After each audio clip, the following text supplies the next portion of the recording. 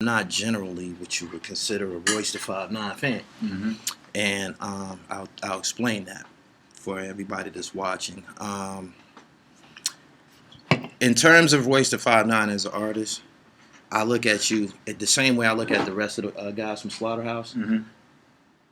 Barsmiths, wordsmiths, but I can't tell you a song.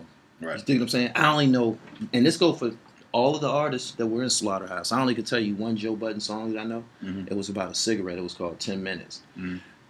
Aside from that, it's just a bunch of lyrical shit. Right. You think what I'm saying? And Mm-hmm. because of that, the background that we have, the way that you were introduced to us, Mm-hmm. in my opinion, you were introduced to us as if you were a backpack rapper. Right.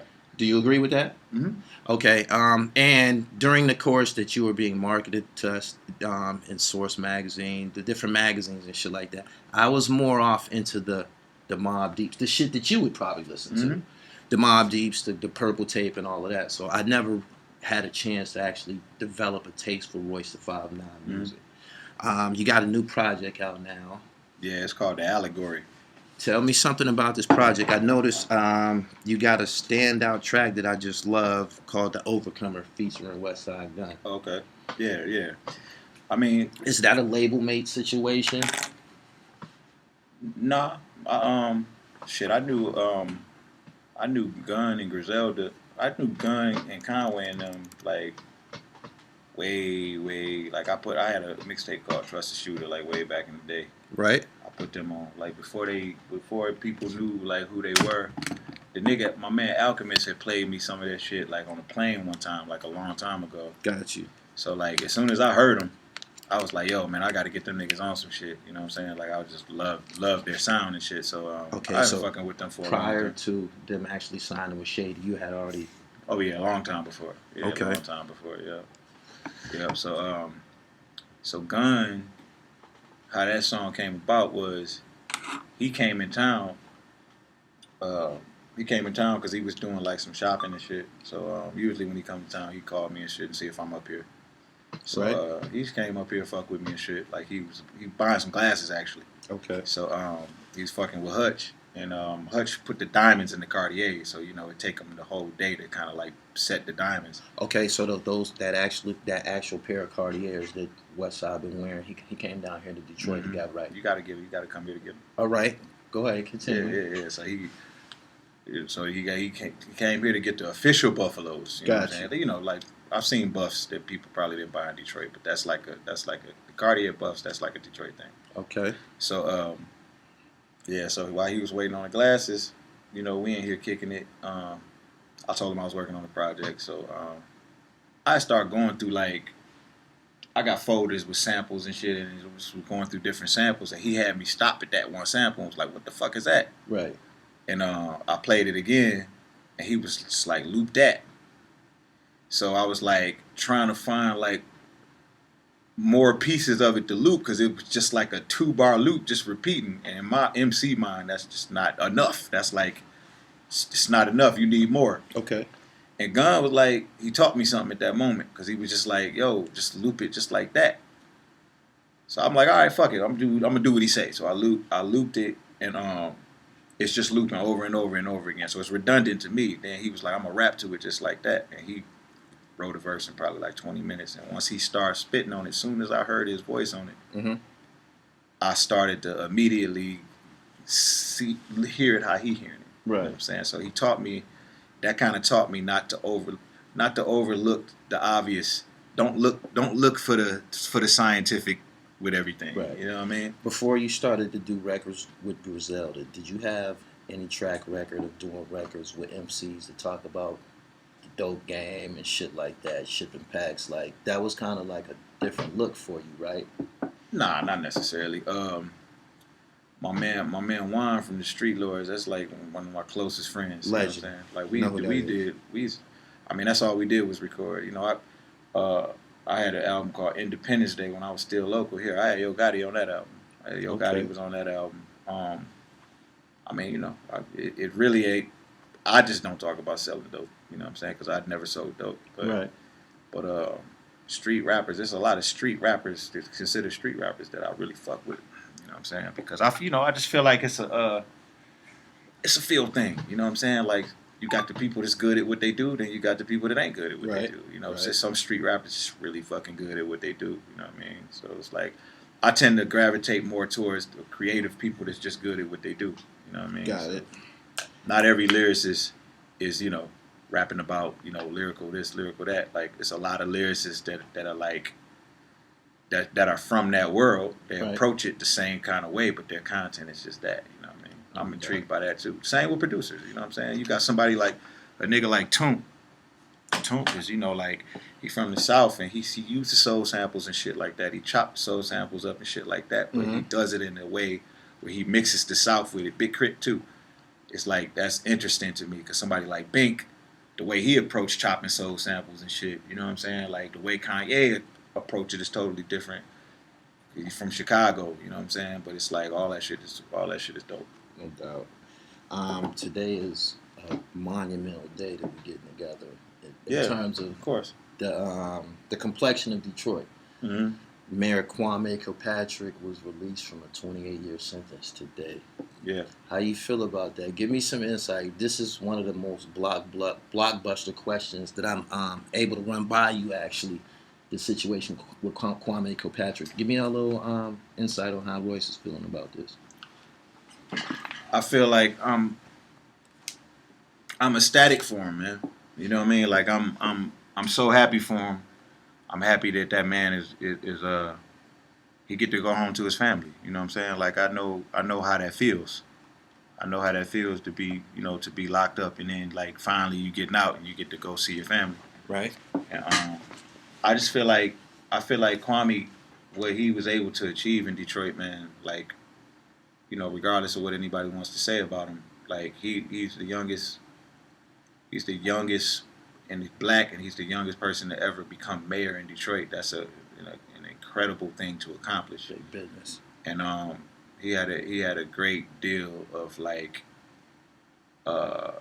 shit on his shoulders. He had like a lot of shit on him. You know what I mean? Like at a young age that he had to balance. And you know, he went in there and he did some things great and he did some things, he made some mistakes. You know, and I feel like every single mayor that we've ever had made mistakes. You know, like he's just the only one who got indicted.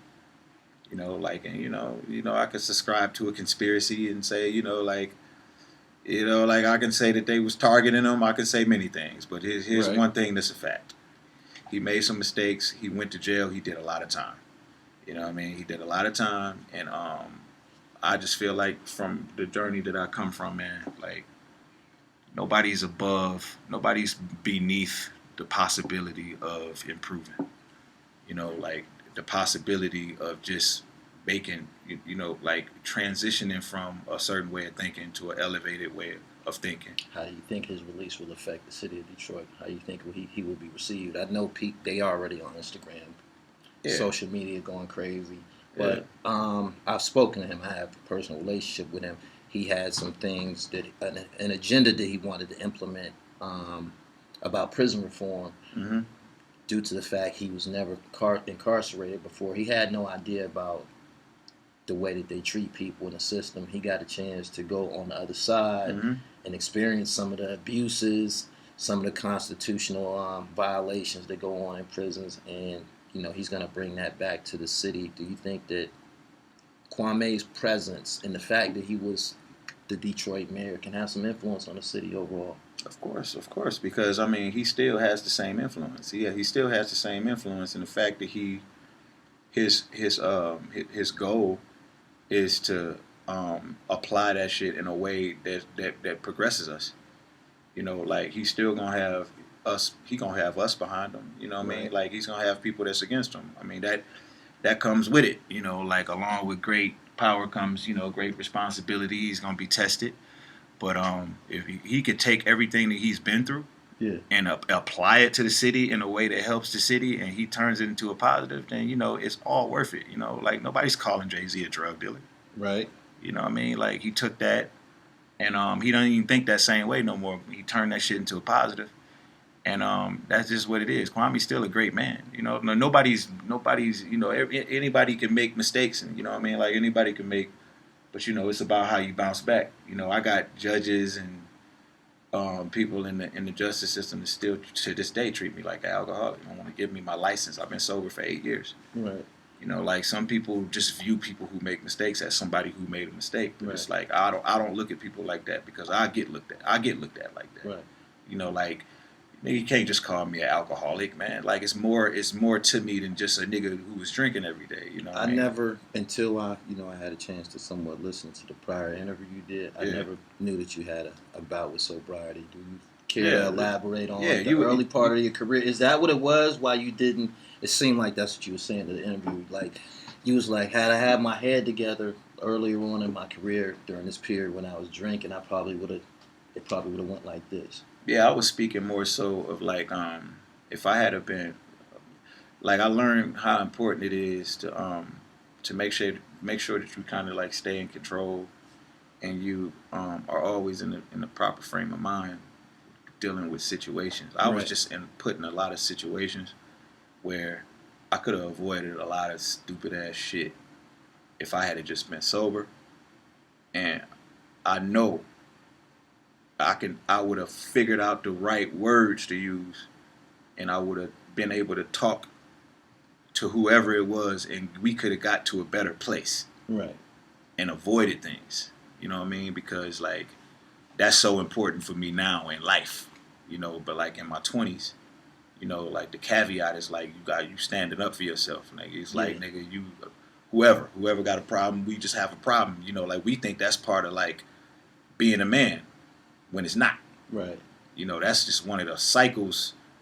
We're parts of fucked up cycles that puts us in that mind frame. And, you know, all of us don't survive out of that. You know what I mean? So, and then it factors over into getting into the music business, too. You know what I mean? Like, I ain't take my first drink till I was 21. I took my first drink with Dr. Dre. In a social setting, right. But, yeah. You know what? It's funny that you said that because as I started to escalate in the entertainment business, I noticed that every meal, every dinner, every meeting, every encounter, somebody would say, you know, let's have a drink. Or every business meet, it was always alcohol there. And I was running with a certain artist down south, and we were going to business meetings and shit. I'm like, damn, man, we didn't drink like 4 times a day. I'm just a cameraman. Like, I'm not even with this shit for real. Like, I'm just doing it socially, but I'm like, it's very, very easy to see how somebody can develop a fucking alcoholism problem.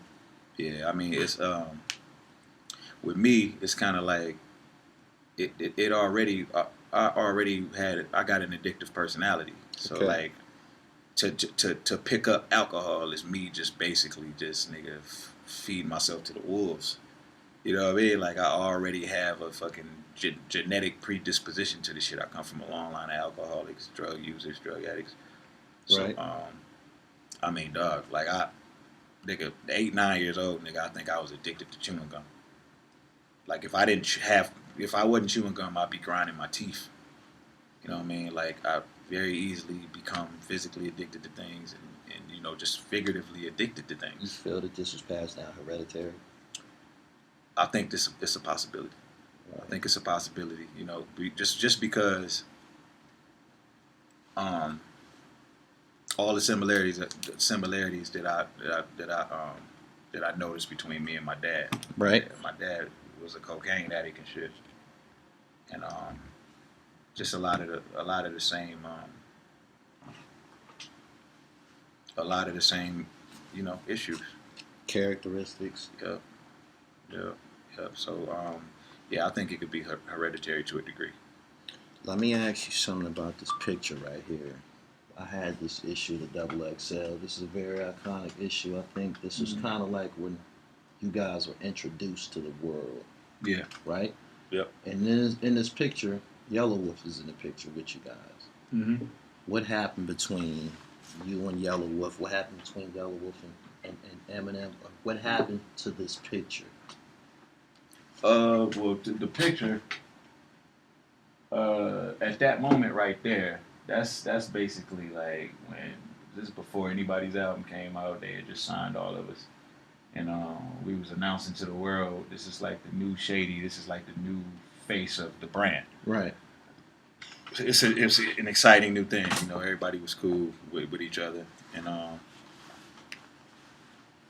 as far as Yellowolf, like me and Yellowolf, we have a personal relationship. We were cool, you know what I'm saying? So like, he would come to Detroit, and the last time he had came to Detroit, he came and I let him use my studio, and he had to make a deadline and shit. So I'm like, I'm a workaholic, bro. So like, I'm in here all the time. So I basically stopped working, let this nigga get my room, and I went in the B room and just like improvised over there so he can get done with him. Right. So I introduced him to my young engineer and shit. They got cool. My young engineer gave him some beats. And, later down the line, he ended up reaching out to my youngin about some beats and shit. They developed a little relationship, and then my youngin ended up going down there to work with him. And when he went down there, some things happened. Some things happened that I took personal offense to. And it was something to where, had I gotten a phone call just clarifying some things, I'd have been all right. You know what I mean? I wasn't really tripping, even though, you know, like I could have tripped over it, and I would have been well within my right to really just be super offended by what took place. Okay. But I try to have more of an open mind, but you know, just like the whole, like, just feeling like you didn't even, something like that could happen and you ain't even had to call me and at least clarify, or at least be like, yo, such and such happened, my bad. You know what I mean? Like, you met him through me, you know what I mean? You cut into him, you didn't say nothing to me. It's like so many little small rules got broken, and then when that happened right there, it was like, that was like the blow to our friendship. When you said you cut into him, you never introduced him to Marshall Mathers? No, I'm talking about my man Yellowolf and the engineer. Okay, you never introduced your engineer to Yellowolf. He cut into your engineer. Yeah, well, I introduced him here. Okay. And then he went home and liked some of the beats, so he ended up calling my engineer like 6 months later. Right. And when they started to talk, he cut into him about like trying to sign him and like, you know, if I meet somebody through he violated codes. He violated codes. So I just looked at it like, man, maybe he from a different culture. I ain't gonna trip, but that's kind of, I felt like it was kind of corny. But when he went down there and some things happened, I told myself I wasn't gonna air it out because I don't want to like.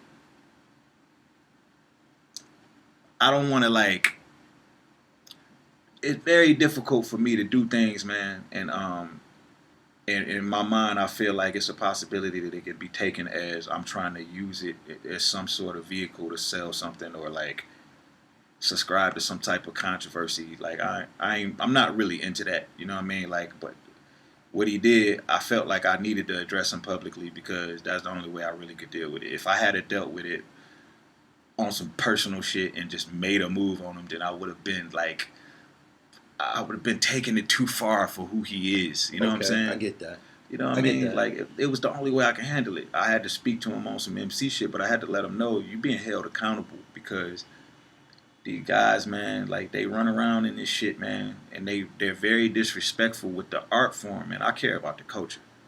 You know what I mean? And I just feel like when he came into the game, he was about 3-6 Mafia. He was about being a student of the game, and then, you know, somewhere along the line, he just flipped into some other shit, you know.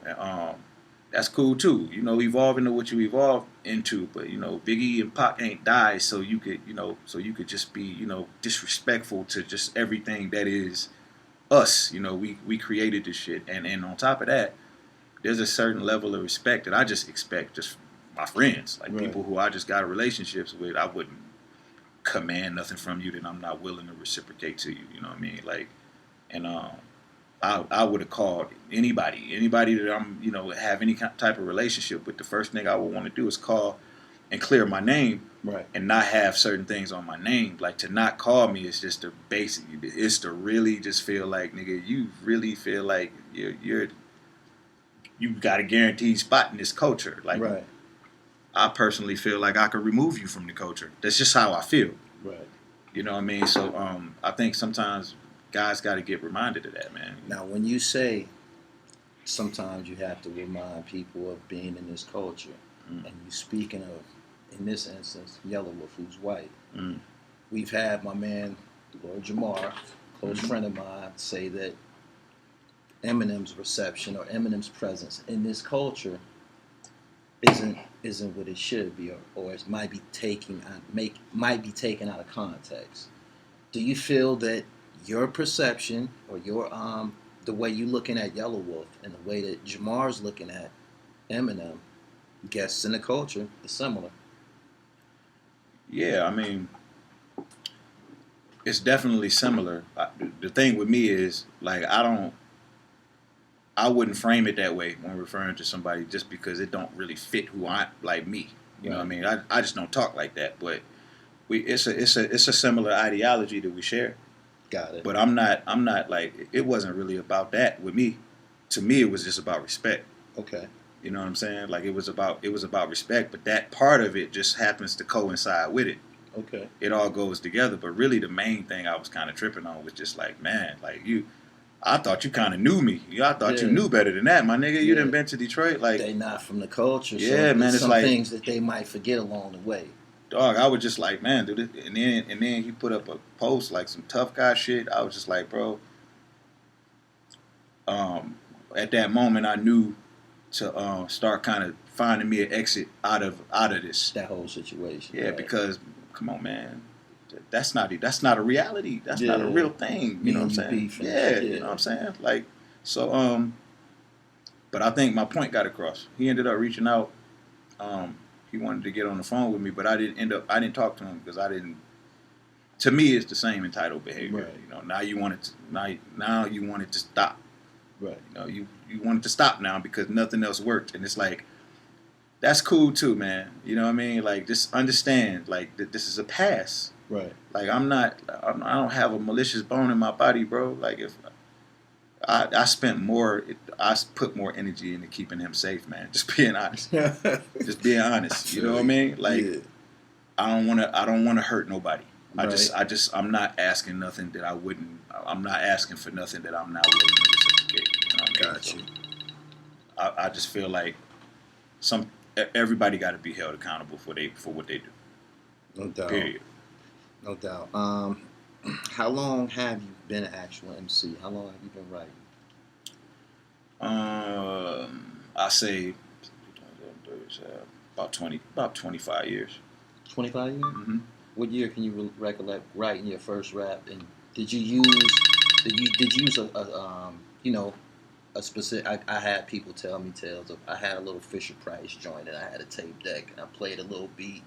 How did you go about putting down your first joint? Yeah, when I started writing my own raps, like writing raps, I was like probably about 16, 17, like karaoke machine type shit. Right. Like before that, man, like I used to mimic other rappers. So like I could rap exactly like E40, like Bring the Yellow Tape, I knew by heart. Like, you know what I'm saying? The LL Cool J, I'm Bad, I knew the choreography and the words by heart. Rap just like Red so Man. You could perform LL in the mirror. Yeah, hell yeah. No doubt. My dad used to make me perform in front of his friends. No doubt. The I'm Bad video. No doubt. Yeah. LL is like, damn, I wish you would have came 3 days later. You would have seen I got the Floyd picture. Yeah.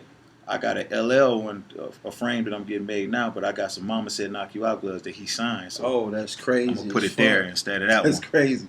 Do you have actual? Since we're speaking on the GOAT, greatest of all time, LL Cool J, do you have an actual favorite MC of all time? Yeah. Shit, that's a tough one, bro. Probably Jay-Z. Okay. Do you have a top 5?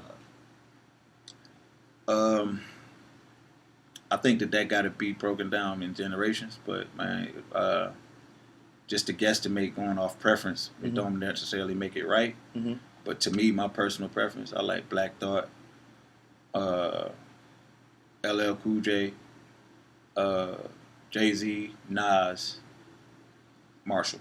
Okay. Do you think that? What's your opinion on Nas put out a narrative on the song Ether? He said to Jay-Z, Eminem killed you on your own track. How do you feel about that? Unequivocally, give me your opinion. How did you feel about it before Nas said that? And I don't know now. Man, because it seemed like Nas the one that put that out there.